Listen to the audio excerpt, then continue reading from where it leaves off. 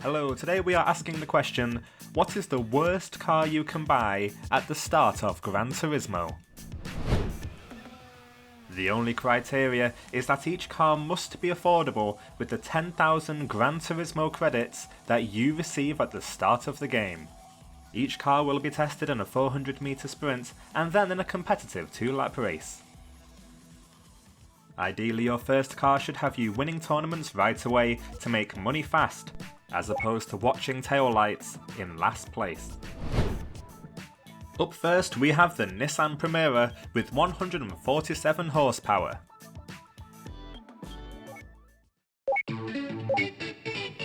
We are also taking appearance into account, and this does not look like it belongs on a racetrack. This looks more like a company car my dad would have during the 90s. 400 meters in 15.86 seconds, let's see how it fares in a race. It fares pretty well actually. It's just the fact that it belongs in a conference centre car park rather than a racetrack, which means that we had to include it in our top 5. For many of us this has actually been a first car. It's a 125 horsepower Honda Civic. In the 400 meters this car beat the Premiere by over half a second. However, that is misleading because this car really is slow. Every time you're on a straight section of road, you have to be mindful that everybody behind you is probably faster. Next up is the Corolla 11 with 126 horsepower. This car is ugly.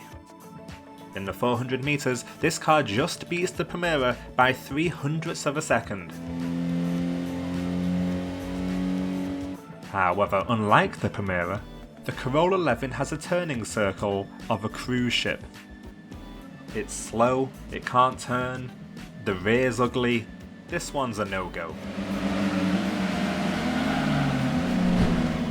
Next up with 118 horsepower is the Mazda MX5, which here has the Japanese name Yunus Roadster. Despite looking great, this car is dreadful in every other way. It is 1.5 seconds slower than the other cars in the 400 meters. And it fared even worse in the race, where I got into 4th place by an absolute fluke. This car has all the power of a tortoise's fart.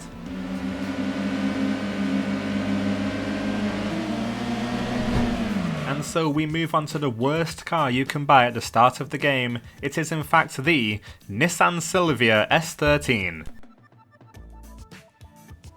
I think we may have been swayed a bit by the lime green finish, which makes it look like something that's come out of King Kong's nose. In the 400 meters, the Silvia outperforms the Roadster by half a second, but the Roadster had looks on its side. This car is crap and looks crap, which is double crap. In your version of Gran Turismo, you may not have a Silvia that's lime green, as from what we can tell, the colours are random. However, you will still get a Silvia, and it will still be a rubbish car. However, there is one more car that is without a doubt the worst car in the entire game. If you manage to get a gold trophy in each test of a license, unlike we managed to do here, then you are gifted a car which you can then race. Then after winning just one event, you will have enough money to buy a brand new Mazdademio with 81 horsepower. If you thought 17 seconds was bad for 400 meters, how do you feel about 19 seconds? There isn't another way to put this. This car is the shits. Bad handling, slow, unable to climb hills. I think the developers put this in for a joke. But how is this car in real life? Well, I did some research and I found this. Over time, the contact points inside the ignition switch may become carbonized and become conductive to electricity. As a result, the ignition switch could overheat, leading to the risk of a fire.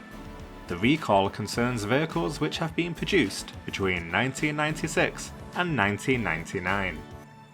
So it turns out that the Mazdademio that we've just purchased has been recalled in Croatia, Denmark, Finland, Germany, Greece, Ireland, Norway, Portugal, Slovakia, Slovenia, Sweden and the Netherlands. Thanks for watching.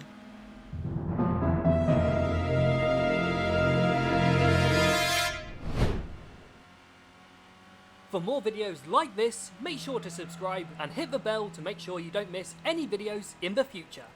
Cheers!